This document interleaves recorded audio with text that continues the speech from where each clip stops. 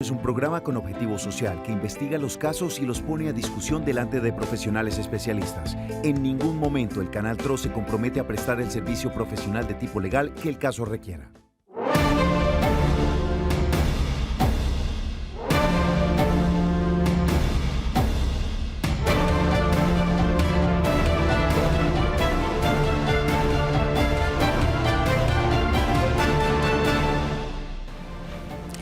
Hola, feliz tarde. Bienvenidos a Actúe en Derecho, hoy en su cuarta temporada. Yo soy Paola Romero y los estaré acompañando durante la próxima hora. Hoy hablando de un tema que a muchos les puede interesar, porque muchas veces conocemos que nos reportan a nosotros en las centrales de riesgos y no tenemos conocimiento del por qué, si no hemos comprado ningún artículo, si no nos hemos quedado ninguna cuotas, si no hemos sacado nada a crédito y resulta que estamos reportados en las centrales de riesgo, o nos hacen un cobro y nos dicen, no, ya está en cobro jurídico, prejurídico, y resulta que usted nunca ha sacado ningún producto. Entonces, todo esto puede suceder debido a que puede estar usted siendo víctima de suplantación de identidad. Hoy nuestro tema del día, suplantación de identidad. Hablando precisamente de este tema, quiero invitarles a ustedes para que participen de manera activa a través del 310-22-23-051. También les estoy invitando para que participen a través del 648-4820. Allí usted realiza esta llamada y al aire saldrá esta llamada con la asesoría en vivo y en directo de nuestro abogado invitado. Pero recuerde que el virus no se ha ido, que el virus permanece en medio de nosotros y precisamente por eso los invitamos a guardar todos los protocolos de bioseguridad. Recuerde que si usted se cuida, usted me cuida. Y si todos nos cuidamos, salimos de esto de la mejor manera. Es necesario que cada uno de nosotros aporte su granito de arena. Utilice su tapabocas, utilice su mascarilla, lávese frecuentemente las manos. Todo esto nos sirve para que nosotros nos cuidemos. Por eso, desde la virtualidad a esta hora de la tarde, saludamos a la doctora Marlene Murcia. Doctora Marlene, buenas tardes y bienvenida. Siempre es un placer poder estar junto a usted en este programa. Hola Paola, buenas tardes para todos nuestros televidentes. Reciban todos un cordial saludo. Hoy viernes, terminando semana, una semana bastante convulsionada en nuestro país, pero bueno, afortunadamente pues vamos terminando y como siempre hay que tener la esperanza de que las cosas mejoren, de que la semana entrante pues sea mejor. Cada día es un día diferente y es un día nuevo que nos trae esperanza. Hoy vamos a tratar un tema pues que, como lo decíamos en oportunidades anteriores, se ha puesto de moda, el delito de suplantación. Realmente el delito se llama falsedad personal, está consagrado en el código como falsedad personal y pues se conoce como suplantación de identidad. Con el auge de las nuevas tecnologías, con el tema de la pandemia, los canales virtuales, las transacciones de comercio electrónico, todo esto ha hecho que, así como hay emprendedores que hacen sus negocios para vender y para salir adelante, también hay emprendimientos, en este caso delictivos, para suplantar a las personas, para hacerles pagar cosas que nunca han comprado, que nunca han pedido y que se ven pues obligadas a cancelar porque si no, no lo sacan del reporte. Entonces, nuestro abogado invitado esta tarde nos va a dar algunas claves y algunos tips de qué debemos hacer y qué no debemos hacer si somos víctimas del delito de suplantación o falsedad personal.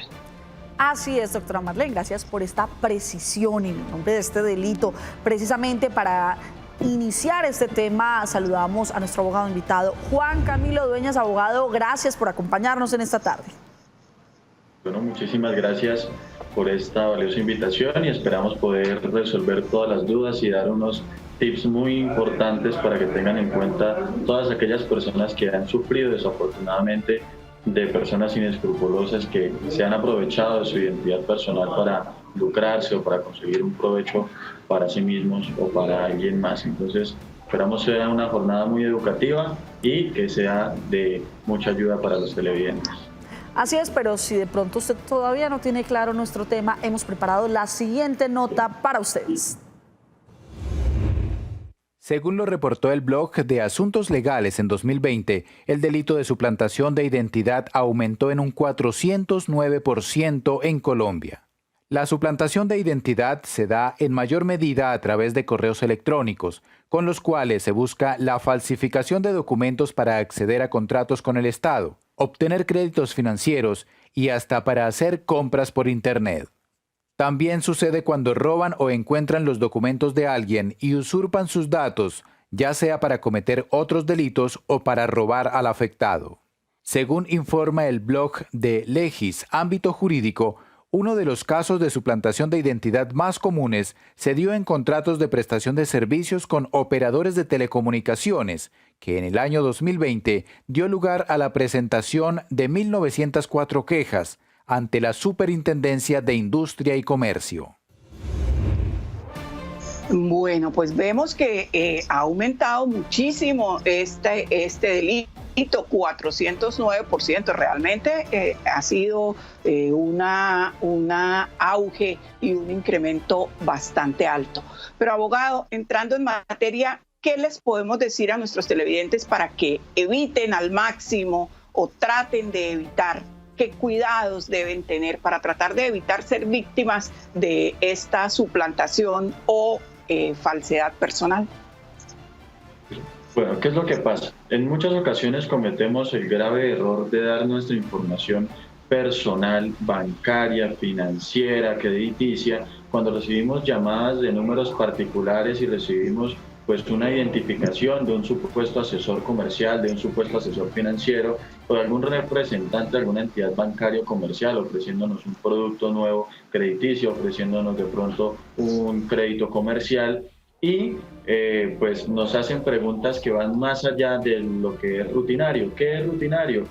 Nombre completo, verificación del número celular, que en muchas ocasiones las personas que en efecto llaman de una entidad que ya tiene registrados nuestros datos porque estamos vinculados a esa empresa, inician con la descripción del número y uno por lo general da los últimos números del número celular. Ellos cuando realizan preguntas más allá como de cuántas tarjetas de crédito tiene con nosotros, qué productos tiene con nosotros, en qué número termina su tarjeta de crédito, ahí es donde son y se empiezan a generar preguntas de carácter sospechoso porque son es información que la entidad ya debe tener y que no debe ser ratificada por un medio telefónico, por ninguna persona, pues se supone que ya ellos tienen ese registro. Entonces, cuando realizamos y completamos la información que ellos nos están dando de tarjetas de crédito, de números de cupos, de números de créditos que hemos sacado que se pueden llegar a ampliar, pues entonces ahí les estamos dando la puerta abierta a las personas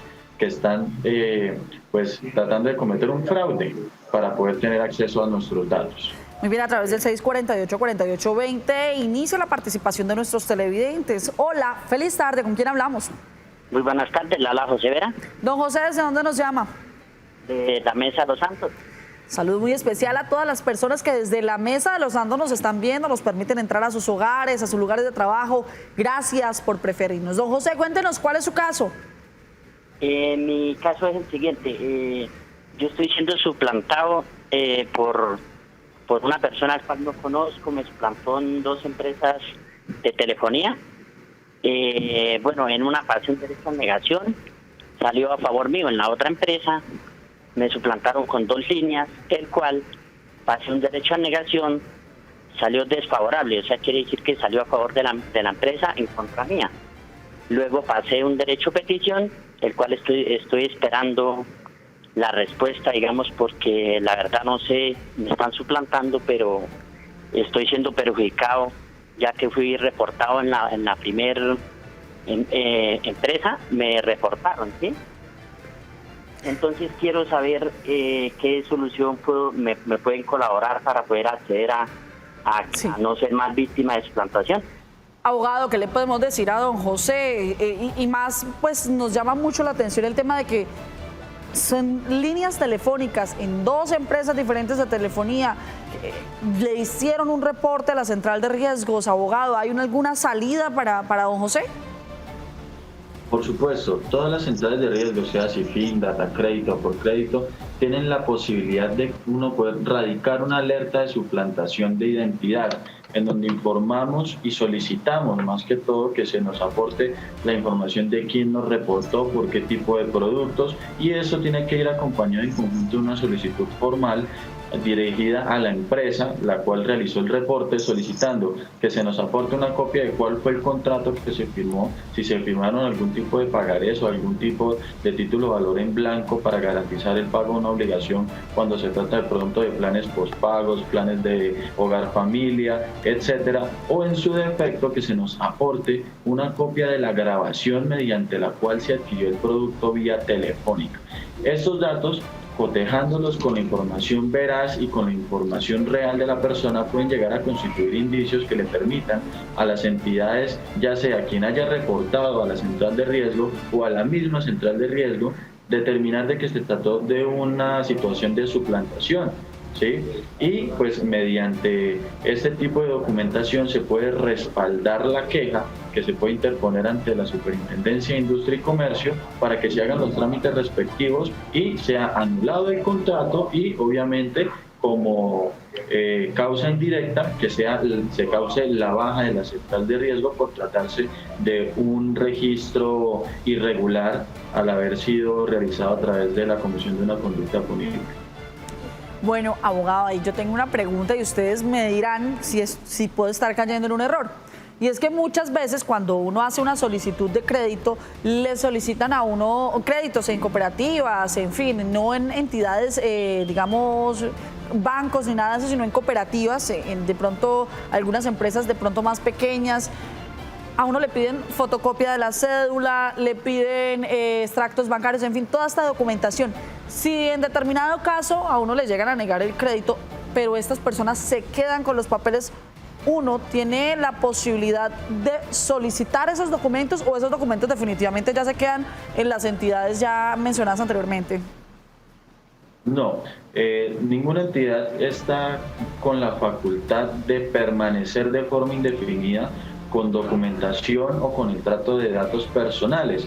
Eso está consagrado en la Ley 1581 del 2012, en donde se manifiesta que si la persona que es propietaria o titular de la información o documentación donde reposa su información personal le solicita a la entidad que está manejando actualmente esa información que desea que sea suprimida de sus bases de datos, que le sean reintegrados sus documentos donde estén plasmadas sus firmas, donde estén plasmadas sus huellas, donde se encuentre un registro de cualquier tipo de información personal, la entidad está en la obligación de retornarle toda la documentación a la persona. En últimas, pues también tienen que borrar inclusive los registros informáticos, pues de nada serviría que le reintegren a la persona los documentos en físico, pero que queden con los respaldos electrónicos. Entonces se tiene que hacer la baja del tema informático, de las plataformas de la información, y reintegrar toda la documentación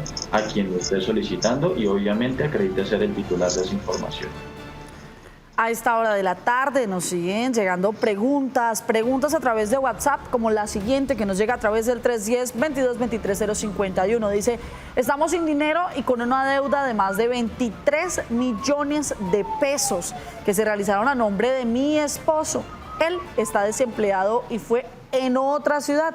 El crédito lo realizaron en Barranquilla, en plena cuarentena estricta. La entidad bancaria no nos contesta. Abogado, ¿qué solución puede llegar a tener nuestro televidente si en plena cuarentena estricta se hace dicho desembolso y dice en una entidad bancaria? Sí, por supuesto.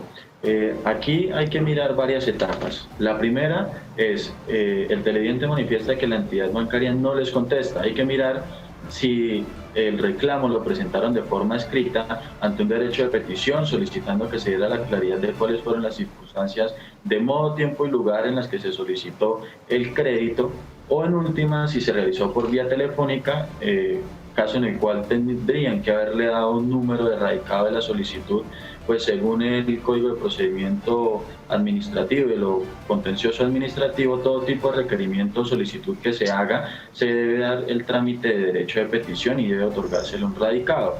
Si ese derecho de petición no ha sido contestado dentro de un máximo de 30 días hábiles, que es cuando se pide documentación que sea difícil de conseguir, pues entonces se debe acudir a la acción de tutela con el fin de proteger el derecho a la información y a la habeas data que tienen todas las personas frente a las entidades que pues manejan sus datos personales o a quien se le realiza o eleva una petición. Si no se logra dar una solución con estas dos alternativas, se pueden acudir a otros medios como es una denuncia ante la Fiscalía General de la Nación, se puede radicar una alerta de suplantación ante las centrales de riesgo, se puede acudir ante la Superintendencia de Industria y Comercio, ante la Superintendencia Financiera, o también hay un mecanismo que es muy eficaz, que es el defensor del consumidor financiero, ante quien se pueden presentar quejas y que tiene una solución muy rápida, muy expedita. Sí, pues es un mediador entre el banco y los usuarios que adquieren créditos o que están teniendo algún tipo de inconveniente con la entidad bancaria. Esas son las vías de solución a las que el televidente o la televidente pueden acudir para poder obtener una respuesta de fondo y pues obviamente saber con certeza qué fue lo que sucedió con ese crédito. Muy bien, y hablando precisamente de ese defensor financiero, que es una figura que la doctora Marlene nos ha hablado en versiones anteriores, siempre que hablamos de temas bancarios, creo que es la primera bandera que alza la doctora Marlene, siempre que necesitemos reclamar nuestros derechos en entidades financieras, entidades bancarias. Pero a esta hora de la tarde quiero contarle a nuestros amables televidentes que el equipo de Actúa en Derecho se encuentra en el departamento de Santander y el norte de Santander. Estamos en diferentes municipios, allí nuestro equipo periodístico en norte de Santander con Diana López y en Santander Patricia Cuña. Ellas son las encargadas de escudriñar cuáles son esos casos, porque usted, amable televidente, es el protagonista de nuestro programa. Usted y su caso nos interesan y a usted queremos asesorarlo. Por eso a esta hora de la tarde hacemos contacto con Patricia Cuña. Patricia, ¿cuál es el caso y dónde se encuentra a esta hora de la tarde? Hola, muy buenas tardes. Hoy nos encontramos en el municipio de Piedecuesta. Desde aquí le traemos la historia de un televidente que nos buscó insistentemente para contarnos su caso y recibir orientación de nuestros abogados. Hace varios años, Albeiro Hernández Sanguino extravió sus documentos. Trató de recuperarlos por sus propios medios, en lo cual se demoró un buen tiempo para finalmente decidirse a colocar un denuncio. Mire, yo perdí la cédula en el 2000, ¿sí? Y de ahí para acá pues tuve muchos inconvenientes como hasta el 2010. Cuando fue a solicitar la copia de la cédula, le informaron que él no era quien decía ser, pues su identificación había sido utilizada justo en el tiempo en el que manifestaba que la había perdido. Yo iba a solicitar créditos en el banco y no me daban créditos. Iba a sacar cualquier crédito en cualquier cosa para sacar algún electrodoméstico, tampoco. Iba a votar en las elecciones, no podía. Siguió insistiendo en recuperar su identificación cuando le surgió otro problema. La persona que portaba sus documentos había fallecido recientemente.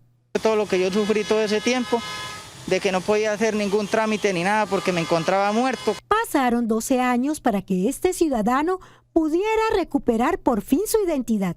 Tiempo que le generó pérdidas que hoy él quiere recuperar. Y después me vincularon nuevamente como en el 2012 otra vez la cédula y ahí sí puedo hacer mis derechos normalmente, pero entonces ahora la jueza dice que la fiscalía son culpables, pero que ellos no los hace pagar los daños y perjuicios que me causaron en los años anteriores.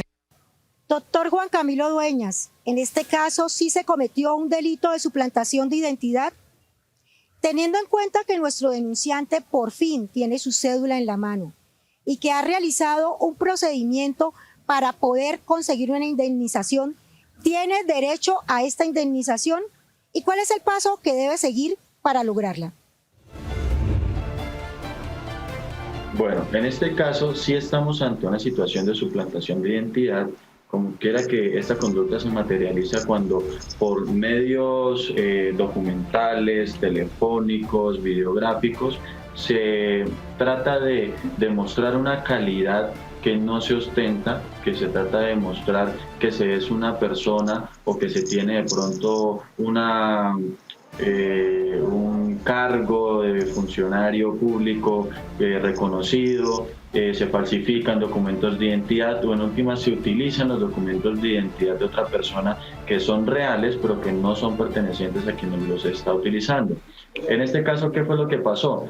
Realmente hubo de pronto al inicio un descuido por parte de la persona que extravió sus documentos, pues en el momento en que se percató de que los había perdido, debía acudir ante las autoridades competentes, ya sea de forma presencial a una estación de policía e interponer el denuncio de la pérdida o robo de sus documentos, o realizarlo a través de la página web que tiene la Policía Nacional para realizar el reporte de la pérdida de estos documentos. Sin embargo, después de que la persona realizó o informó a las autoridades competentes que se había extraviado su documento de identidad y dio las modalidades de modo, tiempo y lugar aproximado en donde pudo haber sido la pérdida de los documentos, las autoridades tenían que haber iniciado unas labores investigativas para determinar si se habían realizado movimientos bancarios con este tipo de documentación, y en caso de que se realizara la investigación, tenía que ponerse en conocimiento del ciudadano cuáles eran los resultados de estas investigaciones para que él pudiera acudir a las entidades bancarias o comerciales en donde se hubiesen realizado algún tipo de movimientos con sus documentos de identidad para poder iniciar los trámites de anulación de ese tipo de productos o créditos. Si después de realizar absolutamente todas las instancias posibles, que es acudir ante la registraduría, acudir ante la fiscalía y realizar el respectivo denuncio, dar con el paradero de la persona con la que ha estado utilizando sus documentos y en efecto verificar que se cometió la conducta punible, pues obviamente la persona tendría derecho a recibir una indemnización, ya sea por parte de la persona que lo ha venido suplantando, o en última, si fue descuido por parte de las entidades de control al no realizar una investigación con prontitud y eso le causó un detrimento patrimonial a la persona, pues obviamente es el Estado quien debe entrar a responder por los daños y perjuicios que esta persona haya recibido. A Marlene, por lo general la gente pierde los documentos y no coloca el respectivo denuncio, ¿no? Dice, pues ya aparecerán, van y hacen ante la registraduría pues todo este proceso que ahora es un poco más ágil, es un poco más rápido porque todo es pues en internet, se puede pagar en línea el duplicado, no necesita ir a tomarse la foto, en fin, todo esto es muy ágil en este momento, entonces se les olvida ese primer pasito que es ir a colocar el denuncio y lo colocan ya cuando lo necesitan para hacer alguna diligencia ante los bancos, pero esos días, a partir del momento en el que pierde los documentos, la gente no tiene la educación de ir a colocar el denuncio. Importante hacerlo, ¿no, doctora, para casos como este? Claro, es más, desde antes de la pandemia ya no hay que ir a ninguna parte a colocar el denuncio. Desde antes de la pandemia ya la Policía Nacional tiene habilitada en su página un link para establecer este tipo de denuncias. Ya ni siquiera tienen que ir, y esto es desde antes de la pandemia. Es lo más importante, una vez se ha verificado usted que sus documentos se extraviaron, que no está donde pensaba que estaban. A veces uno cree que, bueno, los dejé en tal parte, los dejé en otra casa, en otro bolso, en el carro, en fin. Pero una vez usted ha constatado que efectivamente en los 2 o 3 sitios que usted cree ya no están, lo primero, lo más importante, tiene que instaurar el denuncio. Lo hace a través de la página de la policía, es muy sencillo, le dan ahí mismo, le expiden una constancia que usted puede imprimir, porque esto es una prueba para cualquier proceso penal, para que usted tenga que defenderse ante cualquier entidad. Esto es una prueba. Así es, a través del 648-4820 sigue la participación de nuestros televidentes. Hola, feliz tarde, ¿con quién estamos hablando? Muy buenas tardes, mi nombre me lo reservo. Muy bien, cuéntanos, ¿cuál es su caso? El caso es el siguiente, es que yo tengo el inconformismo de que va uno a cualquier parte y compra cualquier cosita, así sea un pan, y que tiene que dar uno el número de la cédula. Eso es un peligro porque pueden armar una cédula o pueden armar una cédula. ¿Sí? Abogado, ante la inquietud de nuestro televidente, ¿esto es cierto a través de colocar o dar uno su número de cédula en estas compras que uno hace, puede llegar a incurrir en que le puedan falsificar el documento a uno, la identidad? Bueno, ¿qué es lo que pasa y cuál es la finalidad principal de que hoy día pues en todos los establecimientos de comercio, en la gran mayoría, nos pidan nuestro número de cédula? Y es que la mayoría de establecimientos de comercio ya tienen un vínculo directo con las centrales de riesgo, inclusive también para dar cumplimiento a la normatividad comercial que les exige a todo establecimiento de comercio o sociedad legalmente constituida que maneje facturación, emitir una factura con los datos personales de la persona que está realizando la compra en aras de poder brindar a futuro una posible garantía de demostrar de pronto las inversiones que está haciendo la persona si es que está actuando en representación de una persona jurídica o en ejercicio de su cargo, y pues obviamente la facturación debe venir con todos los datos completos, nombre completo de la persona que está realizando la compra, el número de cédula o el NID, y pues obviamente los datos complementarios que en algunas ocasiones pueden ser las direcciones de ubicación o números de celular para en caso de que se presente algún tipo de reclamo. Pero esto no es como tal y no podría llegar a constituir de pronto o desembocar en una suplantación de identidad personal, pues no solamente basta con el número, sino que hay que presentar la cédula como tal. Yo los invito, abogados, a que nos tomemos un cafecito, vamos a una pausa comercial, pero ya regresamos en Actúe en Derecho.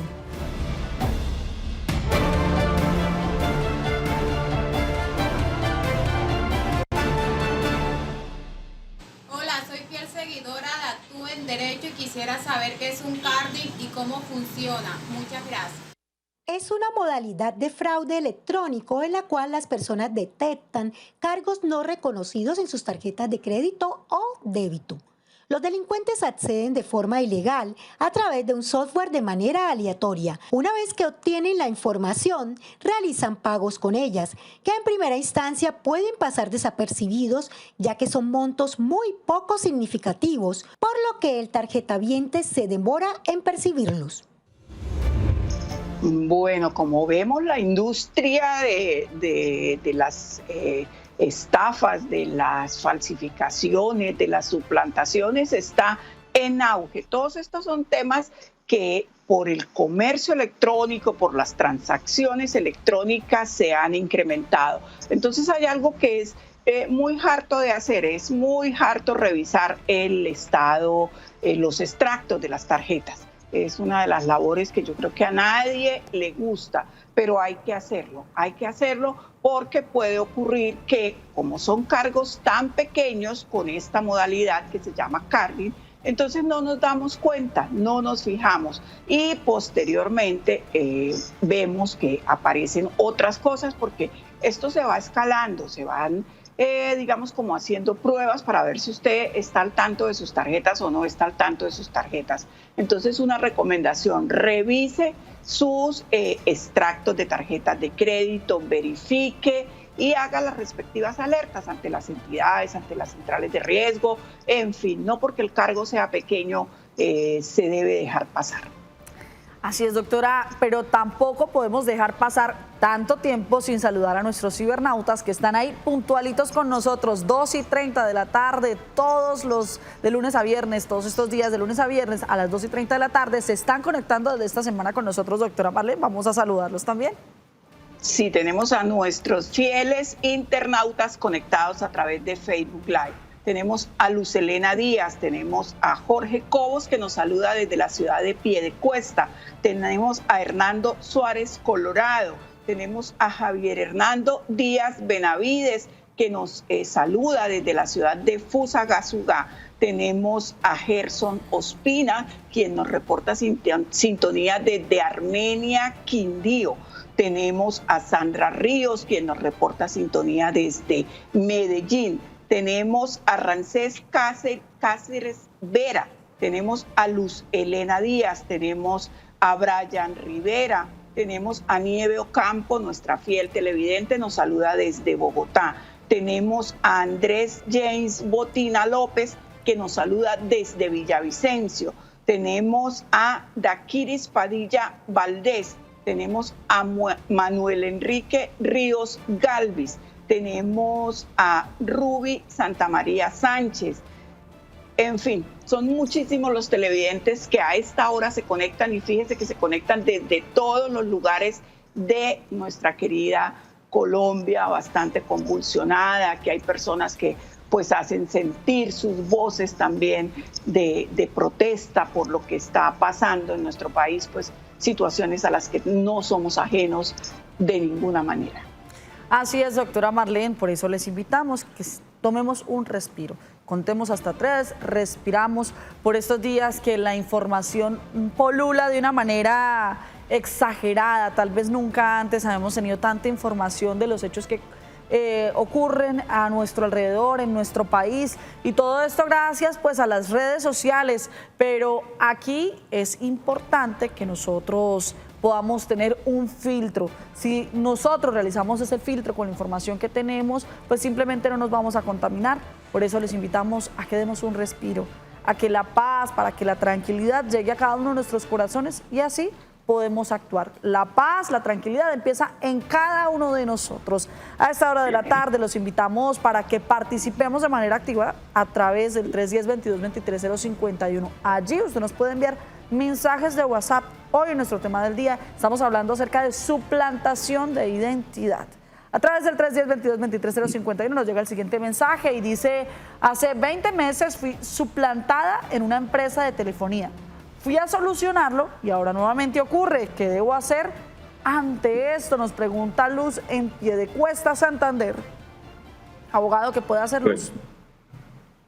Bueno, ¿qué es lo que pasa? Si la televidente ya efectivamente no tiene ningún tipo de vínculo con esa entidad con la que ha tenido ese inconveniente en 2 ocasiones, lo que debe hacer es solicitar la baja de sus datos personales de las plataformas o de los archivos electrónicos o físicos que tenga la entidad o la empresa particular, pues de sus datos personales, para evitar que sigan teniendo acceso y oportunidad de poder seguir suplantando la identidad o seguir generando facturaciones a nombre de esta persona. De igual forma, debe solicitar, mediante un derecho de petición que puede ser escrito o verbal, que se le aporten copia de los documentos o el contrato firmado que ella aceptó para adquirir el producto por el cual ahora se le está pues generando una facturación que no corresponde a la realidad del uso que pues obviamente no ha tenido esta persona o que no ha disfrutado del producto de telefonía. Entonces, este es el conducto regular que debe hacer la persona: solicitar copia del contrato, y pues muy seguramente no van a poder aportarle copia del contrato mediante el cual ella lo aceptó, y después de que se solucione el inconveniente y se anule ese contrato, solicitar la baja de sus datos personales de las plataformas de la empresa. Muy bien, a esta hora de la tarde, a través del 648-4820 se comunican con nosotros. Hola, feliz tarde, ¿con quién hablamos? Muy buenas tardes. Sí, buenas tardes, ¿con quién hablamos? Lorenzo de Barrancabermeja. A todos los paisanos de Barrancabermeja, cordial saludo a esta hora de la tarde. Gracias por permitirnos entrar a sus hogares. Bueno, cuéntenos cuál es su caso. Doctor, hace como un año me llamaron de un club de abogados diciéndome que tenía una deuda con una de las revistas, 2 revistas, que si no cancelaba eso me iban a congelar las cuentas y eso. Entonces yo sin averiguar nada ni eso, le pregunté al abogado y pagué, y me mandaron el pasisalvo y eso. Pero ahora nuevamente me volvió a salir lo mismo. ¿Qué debo hacer, doctor? Abogado, ¿alguna pregunta a nuestro televidente, o ya con los datos que él nos suministra es suficiente para dar la asesoría? Bueno, pues en este caso, como está realizando una consulta sobre un nuevo hecho, porque pues desafortunadamente por el anterior que realizó el pago ya obtuvo un pasisalvo, lo que yo le aconsejo antes de realizar cualquier pago en esta ocasión es que solicite a ese pool de abogados o esa casa de cobranzas que lo está contactando que usted requiere que se le aporte copia del pagaré y del contrato que se firma con la supuesta empresa de revistas. Pues cuando se realiza una vinculación como tal con este tipo de empresas que venden por catálogo, se tienen que llenar unos formularios de vinculación, se tienen que llenar unos formularios de tratamiento de datos personales, se tienen que llenar unos formularios en donde se acepta realizar reportes negativos y hacer sesiones o ventas de las acreencias que se lleguen a generar. Y toda esa documentación la debe tener la persona que en ese momento le esté realizando el cobro. Y es derecho del consumidor comercial o consumidor financiero que se le aporte copia de toda la documentación que requiera antes de realizar cualquier tipo de pago. Esto en aras, pues obviamente, de proteger su patrimonio y de ejercer los derechos que a nivel comercial se le han otorgado a través de la posible vinculación que haya tenido con esa entidad. Si no se le aportan esos documentos, no tiene el deber de pagar. Abogado, me entregan esos documentos y efectivamente la firma que aparece ahí no es la mía. ¿Qué hago en ese momento? Bueno, ante esa situación lo que se debe realizar es acudir ante la Fiscalía General de la Nación, interponer una respectiva denuncia, ¿sí?, por el delito de falsedad personal, como lo comentaba la doctora Marlene anteriormente. Ese es el nombre técnico, es el nombre jurídico que el Código Penal colombiano ha proveído, como se consagra en todo el articulado.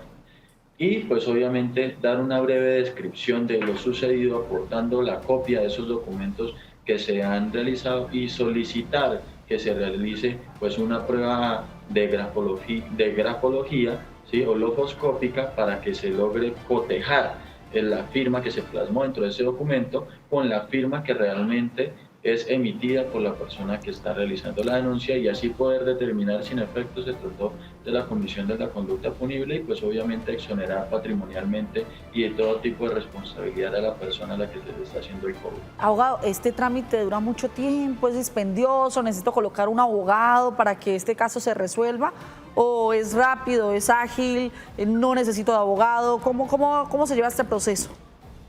Bueno, los procesos que se tramitan ante la Fiscalía General de la Nación por lo general suelen ser, y desafortunadamente suelen ser, bastante demorados en razón pues a la gran cantidad de denuncias que se presentan. Por ejemplo, en este tema del que estamos tratando hoy de la falsedad personal y por compras de internet, hubo un incremento de casos. Por ejemplo, del 2019 que se presentaron 892 casos, al 2020 un incremento de 4.776 casos.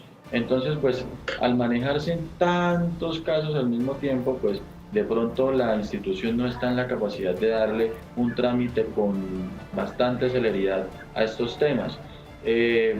No se debe acudir como tal obligatoriamente a través de abogado, pues la denuncia, según lo consagra la norma, se puede interponer de forma escrita, a título personal, o se puede interponer de manera verbal acudiendo pues a las instalaciones de la Fiscalía General de la Nación, en donde tienen el personal que está pues destinado para recibir las denuncias y redactar el documento como tal, que queda radicado de forma inmediata. Perfecto, abogado. ¿Es necesario? Me dice que no es necesario entonces llevar esto a través de un profesional del derecho, ¿lo puede hacer la persona de manera normal? Es correcto. Al momento de interponer la denuncia lo puede hacer a título personal, puede acudir la persona individualmente, presentar su denuncia, pero ya más adelante, si dentro de la investigación se encuentra mérito para de pronto iniciar el proceso como tal ante un juez penal, sí, pues ya ahí la persona sí debería tener una representación. En este caso sería la representación de víctimas. ¿Qué es la representación de víctimas? Es la figura jurídica, ¿sí?, la persona que asume la defensa de los derechos de la persona a quien se le han vulnerado pues sus derechos, ¿sí?, que es aparte del ente fiscal, el representante de víctimas, para velar que no se viole ningún tipo de garantías. Pero inicialmente, para interponer la denuncia no se requiere ningún profesional del derecho, pero sí se aconseja realizarlo para que pueda tener un acceso más técnico, ¿sí?, para que la Fiscalía pueda darle un trato más especializado pues a los hechos jurídicamente relevantes que pues obviamente se cometen con la conducta. Nos invitamos a hacer una pausa comercial. Al regreso, más información en Actúe en Derecho.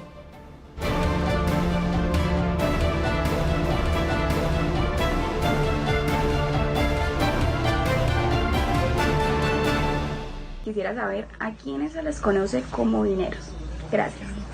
Es el nombre con el cual las comunidades delictivas que realizan ciberfraudes se autodenominan. Estos se encuentran organizados en redes sociales, utilizando estos espacios para compartir o vender los datos de las tarjetas bancarias. Este grupo de personas se caracteriza por realizar compras pequeñas, que generalmente se utilizan para pago de suscripciones a plataformas de video, música, videojuegos, aplicaciones de transporte, entre otros. Bueno, como vemos, hay toda una serie de emprendimientos relativos a atentar contra el patrimonio de las personas. Así como crecemos y nos fortalecemos en los medios tecnológicos, en el mercado electrónico, también estas personas que se dedican a vivir de lo ajeno, pues también tienen el auge en sus empresas delictivas. Hay que tener mucho cuidado, hay que estar muy alertas porque así como crecen los emprendimientos, crecen también las personas dedicadas al fraude de este tipo de comercio electrónico. Así es, todo un crimen organizado, como dicen, doctora Marlene, a través de las plataformas. El cibercrimen. Sí, señora. Muy bien, a esta hora de la tarde nos escriben a través del 310-2223-051. A través de este número nos llega el siguiente mensaje de WhatsApp. Y dice: reporto sintonía al televidente Edwin Torres de Actúe en Derecho desde Girón. Saludos a todos nuestros televidentes desde Girón. Dice: fui víctima de suplantación de identidad, pues el denuncio y la fiscalía me lo archivó. Puse el denuncio y la fiscalía me lo archivó. ¿Cómo desarchivo la denuncia? ¿A dónde me dirijo? ¿Y cómo radico las respuestas? ¿La Superfinanciera y de Datacrédito? El problema fue porque la radiqué unos días antes de la cuarentena y las entidades se demoraron en dar respuesta. Bueno, abogados, ¿qué le podemos decir? ¿Cómo se desarchiva una denuncia y por qué la fiscalía archiva el denuncio precisamente que hace nuestro televidente acerca de víctima de suplantación de identidad? Bueno, en materia de derecho penal existen dos causales bajo las cuales se archiva una denuncia. La primera de ellas es que no se pueda dar con el paradero de la persona que interpuso la denuncia respectiva. ¿Para qué? Para de pronto dar una ampliación de la denuncia, conocer un poco más a fondo cómo sucedieron los hechos, y si la persona de pronto dio unos datos de ubicación cuando interpuso la denuncia y se mudó, cambió de número de celular, no utilizaba correo electrónico, y cuando la fiscalía intentó contactarlo no fue posible, pues desafortunadamente la denuncia debe ser archivada por no poderse continuar con la investigación en materia penal. La otra causal para archivar una denuncia es que después de realizadas las investigaciones primarias que se hacen con el fin de determinar si en efecto se puede llegar a imputar una conducta, si en efecto la conducta punible se cometió o no, pues no se logró encontrar suficientes elementos materiales probatorios que nos dieran cierto grado de certeza para decir, bueno, hay probabilidad de que en efecto se haya cometido la conducta, vamos a continuar con las investigaciones. Entonces, pues al no encontrarse mayor información o forma de probar la comisión de la conducta, pues sencillamente se archiva. En este caso, lo que logro determinar o lo que pues puedo identificar según la descripción que nos da el televidente a través de su pregunta, es que tal vez la Fiscalía le requirió las respuestas de los derechos de petición o cuáles eran las actividades que él había adelantado previas a la denuncia ante las entidades particulares, y pues al no aportar ningún tipo de documentación ante la Fiscalía, pues sencillamente se archivó el proceso por no tener los elementos suficientes para continuar con la investigación. Entonces lo que debe hacer el televidente es, si ya tiene la contestación de esos derechos de petición o los documentos que le fueron requeridos, debe allegarlos a la Fiscalía que conocía inicialmente de su denuncia para aportar obviamente toda esa información y que el fiscal respectivo, si lo considera pertinente y si considera que esa información configura hechos jurídicamente relevantes y que pueden dar pie a la continuidad de la investigación, pues desarchivará la denuncia y continuarán pues con todo el trámite respectivo. Muy bien, a esta hora de la tarde nos envía mensaje a través de Facebook y el chat que hemos habilitado dice: buena tarde, hace 2 años fui suplantada y me sacaron de la cuenta de ahorros a Bebillas manejada por celular casi 3 millones de pesos. Hicieron varios retiros en diferentes cajeros en Bogotá. Nunca he ido a la capital y las fotos que envió el banco por mi solicitud derecho de petición se dan cuenta que las personas que retiran son hombres con cachuchas. Y esta es la fecha y he estado pasando derecho de petición tanto al banco como a la superintendencia y el defensor financiero, pero todas las respuestas no son favorables. La última respuesta fue que a lo mejor yo le presté el celular a algún familiar y que se lo llevó para Bogotá y eso nunca pasó. Ayúdenme, ¿qué le podemos decir a Giovanna Arena Zanabria, doctor? ¿Cuál es la solución para ella? Ya utilizó la figura del defensor financiero, ya utilizó el recurso de derecho de petición. Ahora, ¿qué puede hacer? Bueno, pues ahí existen todavía 2 herramientas. La primera es la que estábamos hablando anteriormente, que es la denuncia ante la Fiscalía General de la Nación, y la segunda es radicar una alerta de suplantación de identidad ante las centrales de riesgo, que pues deben ir acompañadas de documentación, de esos elementos de video, los registros fotográficos de los cajeros electrónicos en donde se realizaron los retiros, y pues también acudir a la Superintendencia Financiera para que adelanten una investigación un poco más profunda sobre cómo fue que sucedieron los hechos y si en efecto se realizó una suplantación de identidad y la persona no prestó su tarjeta de crédito para realizar o su tarjeta de débito para realizar ese tipo de retiros, ¿sí? Pero todo depende pues del caso en particular y cuál sea el tipo de elementos materiales probatorios que se puedan allegar ante la superintendencia respectiva, ante la fiscalía, o de qué forma se realizó el reclamo ante la entidad bancaria. Pues también depende mucho de la respuesta que nos da el banco con el tipo de pregunta de consulta que nosotros les hacemos. En estos casos, ¿debe buscar un abogado para que le ayude en esta asesoría o puede hacerlo de manera personal?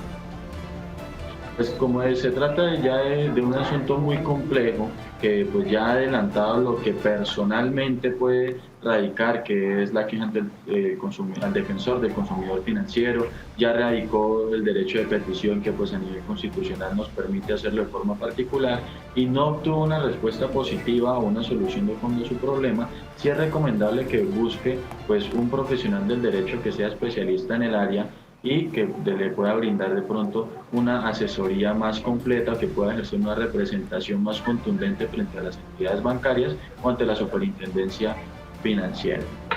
Muy bien, a través del 310-22-23-051 nos siguen llegando preguntas de nuestros televidentes como esta que nos llega hasta hora de la tarde, y así dice la pregunta a través de WhatsApp que nos llega a nuestro número 310-22-23-051. Dice: en días pasados me enteré que estaba reportado por un servicio de televisión en Bogotá, cosa que nunca he contratado, siempre he vivido en San Gil, Santander. La deuda era de 102.000 pesos y me dijeron que debía dirigirme a Bucaramanga para arreglar este asunto. Soy discapacitado y aunque no cuento con suficientes recursos económicos, vi más fácil pagar la deuda y aún sigo reportado. ¿Qué hago? Manuel Enrique Ríos Galvis desde San Gil. Bueno, abogado, en esta situación, ¿le devuelven o no le devuelven el dinero que ya canceló cuando él en ningún momento tomó la decisión de contratar este servicio de televisión? Bueno, pues en primera medida, para que patrimonialmente el señor pueda ser retribuido o de pronto pueda ser indemnizado bajo pues lucro cesante, algún daño emergente que haya tenido pues por el hecho de conseguir ese dinero y consignarlo, debido a que manifiesta que casi no tiene recursos económicos, pues primero tiene que probar que no contrató ese servicio. Entonces hay que seguir todo el conducto regular que a lo largo del programa hemos explicado, peticionar a la entidad para que aporte los contratos que contrató, etcétera, y pues si en efecto se logra comprobar que no hay ningún tipo de contrato firmado en donde la persona contrató el servicio, o no hay ningún tipo de registro de llamada telefónica en donde él haya aceptado comprar ese servicio, pues obviamente él puede interponer una queja ante la superintendencia respectiva de si es de una entidad bancaria ante la superintendencia financiera, o si es de alguna sociedad comercial, pues ante la Superintendencia de Industria y Comercio para que pues anulen primero el contrato. Segundo, solo la entidad que realiza el reporte ante la central de riesgo es quien tiene la facultad de solicitar la baja de ese reporte negativo. Entonces tendrían que anular el contrato, anular el servicio, solicitar la baja del reporte negativo de central de riesgo y posteriormente hacer el reembolso del dinero, pues obviamente con los rubros de indemnización a los que haya lugar o a las indexaciones que haya lugar debido al paso del tiempo y a la valorización de la moneda. Muy bien, abogado, usted, muchas gracias por permitirnos acompañar, por permitirnos conocer y aclarar todas las dudas que fueron aclaradas en el transcurso de esta hora que dura el programa. Listo, ¿no? Muchísimas gracias a ustedes. Esperamos que toda esta información sea de ayuda y un llamado obviamente a la prevención, al cuidado de sus datos personales, a no confiar siempre en esas llamadas que a veces hacen personas inescrupulosas con el fin de hacerse a nuestros datos y perjudicarnos. Muchas gracias y espero acompañarlos nuevamente en otra ocasión. Muchas gracias, abogado. Doctora Marlene, si perdió su documento de identidad, hacer el denuncio correspondiente a tiempo. Segundo, si usted se encuentra reportado por algo que usted nunca consideró, simplemente tiene que pedirle a esa entidad que le entregue el contrato firmado o la llamada telefónica en la cual usted aceptó la compra de ese producto que hoy lo tiene reportado. Y tercero, no lo acaba de decir el abogado, nunca entregar los datos personales a llamadas o de pronto correos inescrupulosos que lo único que quiere es sacar provecho de su identidad. Sí, también de igual manera cuando los llamen, hay una modalidad en que lo llaman a uno y le preguntan fulano de tal y uno dice sí, y al parecer este sí se toma para camuflar, para hacer ensambles electrónicos y usted termina diciendo que sí a créditos y a cosas. Entonces también tener cuidado cuando la llamen, cuando los llamen, no contestar a todo, sí, no. Traten de no contestar a todo así de una. Así es, doctora, nos vemos el próximo lunes, consultorio jurídico. Los esperamos el lunes en consultorio jurídico. Todas esas inquietudes que no han logrado resolver, el lunes los esperamos para resolverse. Así es, los dejamos con Vida Saludable y toda la excelente programación del Canal TRO. Feliz tarde.